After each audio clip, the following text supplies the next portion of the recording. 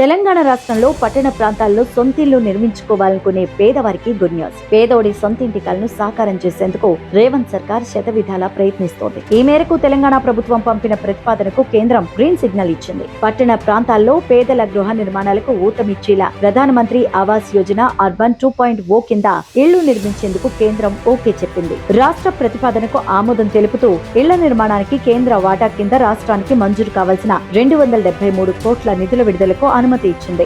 తెలంగాణలో ప్రస్తుతం అర్హులైన పేదలకు ఇందిరమ్మ ఇళ్ల పథకం కింద రేవంత్ సర్కార్ ఇందిరమ్మ ఇళ్లను మంజూరు చేస్తున్న విషయం తెలిసిందే. ఇంటి నిర్మాణానికి దశల వారీగా 5 లక్షల ఆర్థిక సాయాన్ని అందజేస్తోంది. దీనిలో భాగంగానే 118 పట్టణ ప్రాంతాల్లో 910.65 కోట్ల అంచనా వ్యయంతో 18,213 ఇళ్లను నిర్మించాలని తెలంగాణ ప్రతిపాదన చేసింది. ఇందుకోసం కేంద్రం 273 కోట్ల నిధులకు ఆమోదం తెలిపింది. తెలంగాణ ప్రభుత్వం ప్రతిష్టాత్మకంగా అమలు చేస్తున్న ఇందిరమ్మ ఇళ్ల పథకానికి ఈ నిధుల మంజూరు ఎంతగానో ఉపయోగపడుతుంది. పట్టణ ప్రాంతాల్లో ఇళ్లను నిర్మించుకోవాలనుకున్న పేదలకు ఇది నిజంగా శుభవార్త.